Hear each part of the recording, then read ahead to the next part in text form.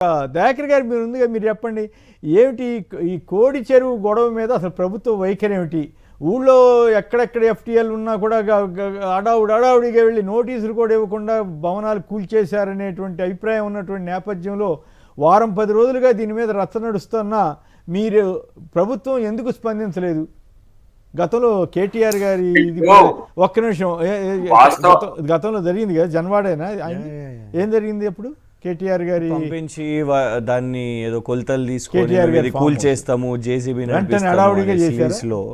లో ఉన్న ఏదైతే దీన్ని బట్టి ఇది మీకు మ్యాచ్ ఫిక్సింగ్ ఉందేమో. పైగా రేవంత్ రెడ్డి గారు అంటే ఆయనకి ఇష్టం, గౌరవం, ఇష్టం అని కూడా అన్నారు. గౌరవం అంటే పర్వాలేదు ఒక ముఖ్యమంత్రిగా, ఇష్టం అంటే మొత్తం మీద ఏమైనా మ్యాచ్ ఫిక్సింగ్ ఉందా లేక నేనేమి దాంట్లో అక్రమం జరిగిందా లేదా అన్న జోలికి పోట్ల వాస్తవం ఏంటో తేల్చాల్సిన బాధ్యతని ప్రభుత్వం ఎందుకు పట్టించుకోవట్లేదు అనే దానికి మీ దగ్గర ఏమైనా సమాధానం ఉందా? ఆయన చెబుతున్నారు కానీ తీసేసుకోండి అని కూడా అన్నారు. డెఫినెట్ గా ఇప్పుడు వారు కూడా అన్నారు కాబట్టి దాని మీద ఎంక్వైరీ జరిగి అది చెరువు ఉంటే తీసుకోవడం అనేది అయితే కామన్. కానీ ఇంట్రెస్టింగ్ ఏంటంటే మన మా మిత్రులు ఇద్దరు మాట్లాడిన చర్చలో కూడా కాంగ్రెస్కి అనుకూలంగా పవన్ కళ్యాణ్ మారుతుందంటే ఒకంత సంతోషం కూడా అనిపిస్తుంది. ఎందుకంటే మొన్ననే మోడీ గారు వచ్చి మా రేవంత్ రెడ్డి గారిని పొగిడిపోయిండ్రు, మళ్ళీ ఇప్పుడు వచ్చి పవన్ కళ్యాణ్ గారు నాతో కలిసి ఉన్నాడు అని ఏదో అట్రాక్ట్ చేసినట్టుగా ఉంది. కలిసే ఉన్నాం కదా, విడిపోయి ఉన్నాం. ఇప్పుడు వాళ్ళు కేంద్ర ప్రభుత్వం, మేము రాష్ట్ర ప్రభుత్వం. ఫెడరల్ డెమోక్రసీలో ఇదొక ప్రభుత్వం, అదొక ప్రభుత్వం. టెక్నికల్ గా చెబుతున్నారులే కానీ వినేవాళ్ళకి కాంగ్రెస్ బీజేపీ కాంగ్రెస్ నుంచి వచ్చి మా దగ్గరికి రా అని చెప్పినట్టుగా ఉందనేది ఎక్కువ. ఇప్పుడు మీరు కూడా సరే, మనం కలిసినప్పుడు మాట్లాడిన చర్చప్పుడు ఎన్టీఆర్ గారి విగ్రహం పెడితే కూడా విమర్శలు వచ్చినాయి కదా సార్. ప్రాంతాల మధ్యన సమన్వయం ఉండాలని కోరుకుంటున్నాడు మా నాయకుడు. గతంలో కేసీఆర్ గారు మీరు ఆ ప్రస్తావన తెచ్చారు కాబట్టి చెప్పాల్సి వస్తుంది. ఎన్టీఆర్ గారి విగ్రహాన్ని పెట్టండి, అది వేరే విషయం. కానీ ఆ సందర్భంగా చేసిన స్పీచ్ ఏంటండి? పివి నరసింహరావు జాతిరత్నం కాదా మీకు? జవహర్లాల్ నెహ్రూ జాతిరత్నం కాదా మీకు? ఎన్టీఆర్ స్ఫూర్తిని అనుసరించి రాజశేఖర రెడ్డి గారును వీళ్ళంతా పనిచేశారా? ఏం ఆయన ఎందుకు మాట్లాడుతున్నారు? జిహెచ్ఎంసీ ఎలక్షన్ కోసం తెలుగుదేశం నాయకుడు కంటే ఎక్కువ మాట్లాడారు అనేది కదా ఆయన మీద వచ్చిన విమర్శ. ఇందిరాగాంధీ గారు అండ్ ఇందిరాగాంధీ, ఎన్టీ రామారావు ఒకట. ఇందిరాగాంధీ గారు ఎక్కడ? ఈ ఎన్టీ రామారావు గొప్పవాడు కావచ్చు ఆయన యాంగిల్లో, కానీ మీరు పని కట్టుకుని తీసుకొచ్చి ఎన్టీ రామారావు అందరికంటే గొప్పవాడని చెబితే ఏమి అర్థం వస్తుంది? కాంగ్రెస్ పార్టీ అవినీతి పార్టీ అని చెప్పింది ఎవరు? ఎన్టీ రామారావు. మొన్న మహానాడులో చంద్రబాబు గారి తీర్మానం ఏంటి? కాంగ్రెస్ పార్టీ అవినీతి పార్టీ, అందుకే తెలుగు వారి ఆత్మగౌరవం కోసం వచ్చిందని చెప్పిన పార్టీ. మీరేమో ఇక్కడ తెలుగుదేశం గొప్ప పార్టీ అని మీరు పొగుడుతున్నారు. ఎట్లా ఇది? చంద్రబాబు నాయుడు కాంగ్రెస్ పార్టీ నుంచి వచ్చిన ఆయనే, ఎన్టీఆర్ ఒకరోజు కాంగ్రెస్ పార్టీకి కేంద్రంలో మద్దతు ఇచ్చిన ఆయనే. ఆ కాంటెక్స్ట్ వచ్చినప్పుడు ఇప్పుడు వారి విగ్రహం ఓపెనింగ్ చేసుకుంటే వారిని అయితే విమర్శించలేం కదా. విమర్శించమని ఊరికే మర్యాద కోసం మాట అనేసి వెళ్ళిపోవాలి. కానీ అసలు ఇందిరాగాంధీతో పోల్చి అంబేద్కర్ తో పోల్చారు. ఇంకా సార్ గాంధీ నెహ్రూ మీరు అంబేద్కర్ ఎన్టీ రామారావు సమానమేనా? అదొక్కటి చెప్పండి. సరే, ఆ విషయంలో నేను డీవియేట్ అయితే, కానీ ఆయన ఇప్పుడు మనం కలిసిపోవాలి అనే కాంటెక్స్ట్ వచ్చినప్పుడు అందరితో సహృదయంతో ఉండడం అనేది అది కామన్ అంశం. ఇట్లాంటి అంశాల్లో రెండు ప్రాంతాలు కలిసి ఉండాలని ఎంతకైనా ఆయన ఏ విధంగా ప్రయత్నం చేస్తుండే. ఎన్టీఆర్ గారిని పొగిడితే కూడా చాలామంది తెలంగాణ వాదులు విమర్శించినా కూడా ఆయన ఆంధ్ర తెలంగాణ కలిసిపోవాలనుకుంటున్న పరిస్థితి. మరి మనోడు వచ్చాం, పవన్ కళ్యాణ్ వచ్చాం, నన్ను రానియరింది ఈడ ఏంది అని చెప్పి ఇట్లా పంచాయతీ పెట్టుకునే. ఇప్పుడు ఆ చెరువు విషయంలో కూడా ఇప్పుడు బయటకు వచ్చింది కాబట్టి దాన్ని ఎంక్వైరీ చేయకుండా ఉంచుతాం అనుకుంటారు. డెఫినెట్గా ఆయనదైతే ఫామ్ హౌస్లో భాగమైతే, లేదంటే ఫామ్ హౌస్ కాకుండా ఆయన దాన్ని ఇల్లీగల్ ఆక్యుపై చేస్తే డెఫినెట్గా చట్టపరమైన చర్యలు ఉంటాయి. కానీ ఏదో కక్ష సాధింపుతో మాత్రం కాదు సుమా. అట్లా 100 చెరువులు ఉన్నాయి సార్ హైదరాబాద్ చుట్టుపక్కల ప్రాంతాల్లో. ఇప్పుడు హైడ్రా వచ్చినాక వాటి ప్రొటెక్షన్ జరుగుతున్నది. ఏంది, ఇగో ఇది కూడా చెరువే, దీన్ని ఆయన ఫలానా ఆయన తీసుకున్నాడు, ఇది కూడా చెరువు కంప్లైంట్ చేస్తున్నారు. ఒకటి హైడ్రా పోలీస్ స్టేషన్ పెట్టినాం. ఎవరైనా సరే వాళ్ళది ఇల్లీగల్గా పోలీసులు కానీ లేకపోతే ప్రభుత్వం కానీ ఆక్యుపై చేసుకున్నా మీరు దాని మీద పోయి కంప్లైంట్ చేయొచ్చు, లేదంటే ఇంకొకరు ఆక్యుపై చేసుకున్నా ఇవ్వచ్చు. పోలీస్ స్టేషన్ కూడా పెట్టినాం దాన్ని కొత్తగా. అలాంటి పరిస్థితుల్లో హైడ్రా ఎవరికో మంచిగా, ఎవరికో అనుకూలంగా, ఎవరికో వ్యతిరేకంగా ఉండదు. కానీ ఇక్కడ ఇంట్రెస్టింగ్ కామెంట్ ఏంటంటే పవన్ కళ్యాణ్ వచ్చి కాంగ్రెస్ పార్టీకి బెనిఫిట్ చేయబోతుండు అనే దాని విషయంలో డెఫినెట్ ఇంతకుముందు క్రిషాంక్ ఒక మాట అన్నాడు, అది కరెక్టే. గ్రేటర్ హైదరాబాద్ ఎలక్షన్స్లో ఆయన మార్కు రాజకీయం చేయాలనే మాట వచ్చింది, కానీ అది మొత్తం గందరగోళం తయారై ఎవరికి బెనిఫిట్ జరుగుతుందో మనం అంతో ఇంతో విశ్లేషించడంలో అందరం కూడా కొంచెం నిష్ణాతులమే కదా. మనకే అర్థం కాని స్థితి తెచ్చుకున్నాడు. మరి ఇది దేనివల్ల వచ్చింది, ఎందువల్ల వచ్చింది? నేను అదే అన్నా, దేనికోసం వచ్చినావు, అసలు దేన్ని ఏం సాధిస్తున్నావు వీడ? మళ్ళీ తెలంగాణ పట్ల ప్రేమనే చూపించినట్టున్నావు, ముఖ్యమంత్రిని గత ముఖ్యమంత్రిని పొగుడుతూనే ఉన్నావు, మరి ఎవరితో పంచాయతీ? అది కూడా వాస్తవమే, కేసీఆర్ గారిని కూడా పొగిడాడు, అది వాస్తవమే. మరి ఎవరితో ఇక పంచాయతీ? అద్దంకి దాకర్తో పంచాయతీ అయితే నా దాకా ఎందుకు? నేను నీ అంత నాయకుడిని కాదు కదా, నాయకులం కాదు, చిన్న చిన్న నాయకులము. మమ్మల్ని టార్గెట్ చేయడానికి వచ్చిందంటే నవ్వు వచ్చింది నాకు. అందుకనే మళ్ళీ తర్వాత ఇంకో ప్రధానమైన అంశం కొమ్మినేని గారు ఈ చర్చలో, పవన్ కళ్యాణ్ ఇక్కడికి ఎన్డీఏ కూటమి ప్రతినిధిగా కూడా రావచ్చు. ఎన్డీఏ ఉంది కదా, ఈడ కూడా బీజేపీ ఎన్డీఏనే కదా. కిషన్ రెడ్డి గారు పోయి మీరు ఇక్కడ ప్రచారానికి రమ్మని అన్నారని చెప్పి ఇంతకుముందు క్రిషాంక్ గారు కూడా చెప్పింది. అది కాదన్నట్టుగా ప్రకాష్ రెడ్డి గారు అంటున్నారు, కానీ పిలిచిండ్రు, ఎన్నికల సందర్భంలో పిలిచిండ్రు. ఏది మన దయాకర్ అన్న 3rd February బీజేపీ రాష్ట్ర అధ్యక్షులు వారి ఫేస్బుక్ లో వారే ఈ ఫోటో పెట్టి, వారి అఫీషియల్ హ్యాండిల్ టిక్కు కూడా ఉన్నది, had the honour of meeting Shri Pawan Kalyan గారు, honourable deputy chief minister of Andhra Pradesh, along with Sri Kishan Reddy Garu, Honorable Union Minister. We held wide-ranging and meaningful discussions on key issues, including the upcoming municipal elections in Telangana. Pavan Kalyan Garu expressed his full support for the Bharatiya Janata Party and graciously agreed to campaign for BJP in the municipal elections. This reinforces the unstoppable momentum of BJP's rise in Telangana. మరి ఆయనేమో బీజేపీతో ఉంటుందో ఉండదో అని చెప్పారు. అట్లాంటప్పుడు BJP ఎట్లా కాదని తప్పించుకోగలుగుతుంది? మీరే వదిలినరా నాయన, మీరు వదిలిన బాణమేనా నాయన ప్రకాష్ రెడ్డి గారు?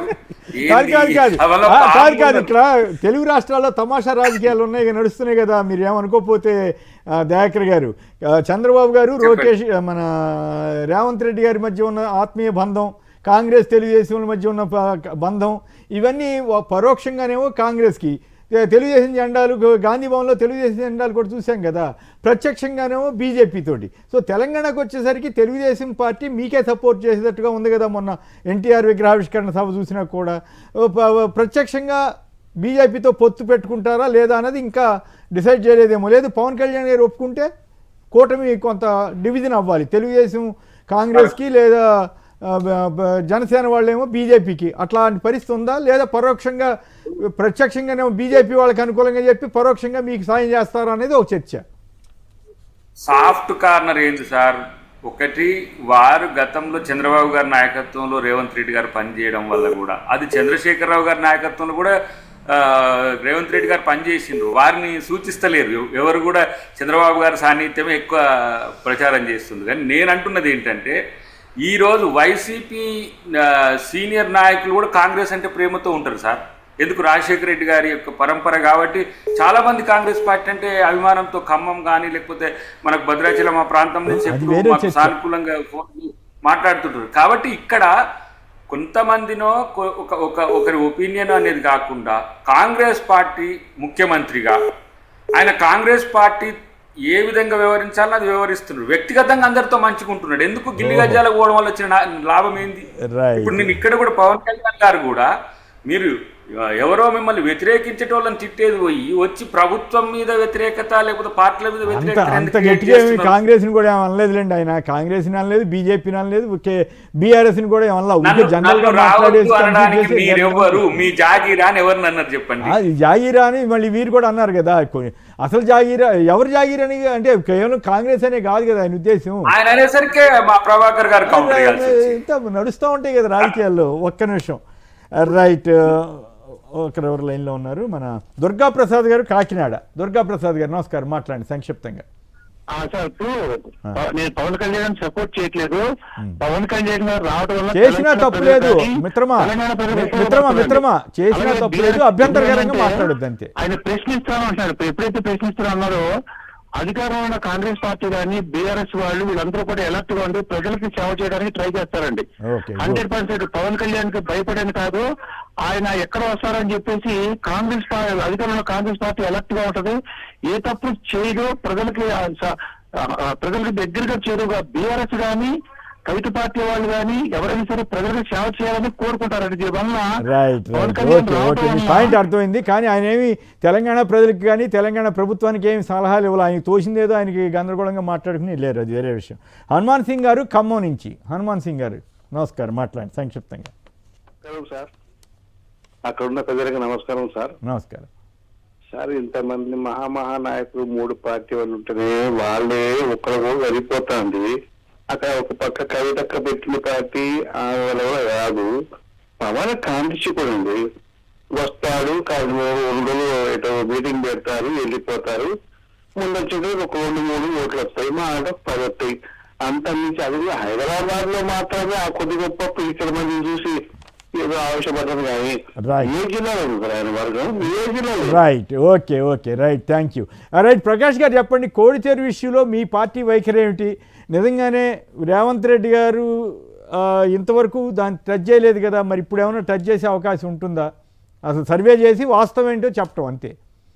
చెప్పాలి సార్, వాస్తవం ఏందో చెప్పాలి సార్. హైడ్రా ఏ చెరువు అయినా సరే, ఏ భూమి అయినా సరే, ప్రభుత్వ భూములు ఎవరు కబ్జా పెట్టినా వాస్తవాలు బయట తీయాల్సిన బాధ్యత ప్రభుత్వాలది. గత ప్రభుత్వాన్ని, ఈ ప్రభుత్వాన్ని, ఏ ప్రభుత్వాన్ని ప్రభుత్వాలు అది బయట పెట్టాలని నేను కూడా డిమాండ్ చేస్తాను. బట్ దయాకర్ గారు పెద్దలు చాలా ఇంపార్టెంట్ పాయింట్ చెప్పారు. హైడ్రా కోసం పోలీస్ స్టేషన్ పెట్టారని. నేను 4 అప్లికేషన్ ఇచ్చిన, కనీసం మీ అప్లికేషన్ ఏమైంది ఇప్పటిదాకా అది మంచిది, అది చెడ్డది, ఇప్పటిదాకా తప్పు, మీరు చెప్పిన తప్పు అని కూడా ఇప్పటిదాకా నేను అధికారికంగా నా లెటర్ హెడ్ మీద ఇచ్చిన, అయినా కూడా ఇప్పటిదాకా సమాధానం చెప్పలే. ఏడాది కింద ఇచ్చిన, కానీ ఇప్పటిదాకా ఒక్క ఆన్సర్ నేను రంగనాథ్ గారిని పర్సనల్ కలిసి ఇచ్చిన, అయినా కూడా సమాధానం లేదు. ఇప్పుడు మా ఎమ్మెల్యేతో కలిసి ఇచ్చిన, అయినా సమాధానం లేదు. కదా హైడ్రా పనితీరు ఎట్లుందో చెప్పడానికి దయాకర్ గారికి నా ప్రయత్నం చేసిన సార్. బట్ అసలు అది పక్కన పెడితే, నిన్న మీరు ఇప్పుడు అడిగారు కదా ఎన్టీ రామారావు విగ్రహం ఆవిష్కరణ సందర్భంగా రేవంత్ రెడ్డి గారు అన్న మాటలు, తెలంగాణలో వచ్చినటువంటి కొంత రియాక్షన్, దాన్ని కవర్ చేసుకోవడం కోసం కూడా పవన్ కళ్యాణ్ గారిని బాగా సర్ప్రైజ్ చేస్తే ఈ ప్రెస్ కాన్ఫరెన్స్ ద్వారా అటువంటిది ఏం లేదు, మేము ఆంధ్రాకు వ్యతిరేక తెలంగాణ వీర తెలంగాణ వాదం మళ్ళొకసారి తీసుకొచ్చి దానివల్ల పబ్బం గడుపుకోవాలని కాంగ్రెస్ పార్టీ అనుకుందేమో కూడా నాకు తెలియదు. ఇక్కడ మున్సిపల్ ఎలక్షన్స్ ఎప్పుడు పెడతారు అనేటువంటి చర్చ ఉంది. కాబట్టి మున్సిపల్ ఎలక్షన్స్ కోసమే ఎన్టీ రామారావు విగ్రహం పెట్టారని కూడా చర్చ జరుగుతుంది. ఆ సందర్భంగా ఇప్పుడు మీరు ఇంతకుముందు చాలా మంచి పాయింట్ చెప్పారు. గాంధీ భవన్ లో కూడా పసుపు జెండాలతోటి జూబ్లీ హిల్స్ ఎలక్షన్స్ గెలిచిన తర్వాత జెండాలు ఊగినాయి. మేము మద్దతు ఇస్తున్నాం, అధికారికంగా ప్రకటించింది TDP party. Jubilee hills elections లో మేము కాంగ్రెస్ పార్టీకి మద్దతు ఇస్తున్నామని. మీరు బీజేపీకి ఎందుకంటే మీరు అడగలేదు కాబట్టి ఇవ్వలేదని ఏదో సాకులు చెప్పారు కొంతమంది చిన్న నాయకులు. నాకు తెలియదు ఆ విషయం. మీ పెద్ద నాయకులు ఎవరు ఫీల్ కావట్లేదు కదా, మీ పెద్ద నాయకులు ఎవరు బాధపడలేదు కదా, పోన్లే కాంగ్రెస్ వాళ్ళతో ఉన్నా పర్వాలేదు అన్నట్లు ఉంటున్నారు కదా. నేను ఎందుకు చెప్తాను సార్, జరిగిన పరిణామాలు చెప్తున్నాను సార్. మనం చూసినాం వాటి చెప్తాను, ఎవరైనా ఎట్లైనా విశ్లేషించుకోవచ్చు. అయితే దీన్ని కవర్ చేసుకోవడం కోసం మళ్ళీ జిహెచ్ఎంసీ ఎలక్షన్స్ లా ఈ ఓట్లు పోవద్దు, ఆ ఓట్లు పోవద్దు అని చెప్పి జగన్ మన పవన్ కళ్యాణ్ గారిని సర్ప్రైజ్ చేస్తే తెలంగాణ ఫైనల్ ఒక 2 పాయింట్ చెప్తాను సార్, 2 పాయింట్స్ సార్. అదే ఒక హాఫ్ మినిట్ లో సార్ దయాకర్ గారు ఒకటి గుర్తు చేశారు సార్. కేసీఆర్ గారు మహబూబ్ నగర్ పార్లమెంట్ లో 2009లో గెలవటానికి కొడంగల్ ఎమ్మెల్యేగా రేవంత్ రెడ్డి గారు అప్పుడు టీడీపీ నుంచి పోటీ చేసి టీడీపీ అంటే అప్పుడు మిత్రపక్షం కదా, మిత్రపక్షంగా రేవంత్ రెడ్డి గారి పాత్ర చాలా కీలకమైంది సార్. ఎందుకంటే అక్కడ 25,000 30,000 లీడ్ వచ్చింది.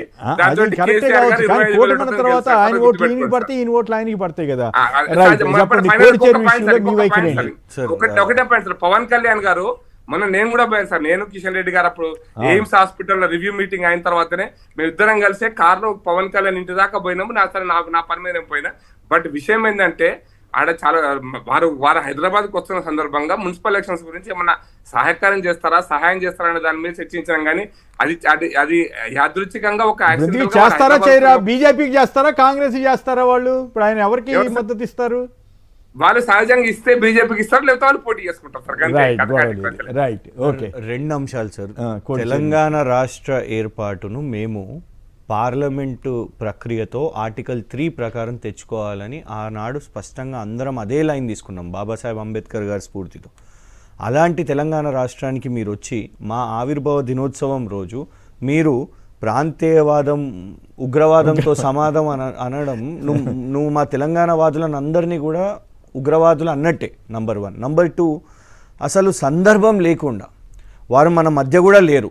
కానీ గద్దరన్నను ఇవాళ నువ్వు ఆ పేరు తీసుకొని వచ్చి కారు నేనే కొనిచ్చిన, నన్ను కారు అడిగిండు, అప్రస్తుతం అసలు. అంటే అది అది అది అసలు ఎందుకు వచ్చింది? వాళ్ళు లేనప్పుడు నిన్ను నువ్వు డిఫెండ్ చేసుకోవడానికి గద్దరన్న పేరు వాడుకొని గద్దరన్న నన్ను కారు అడిగితే ఆయన దగ్గర డబ్బులు లేకపోతే నేను కారు కొనిచ్చిన అని అనడము అది పవన్ కళ్యాణ్ గారి విజ్ఞతకే వదిలేస్తున్నాం.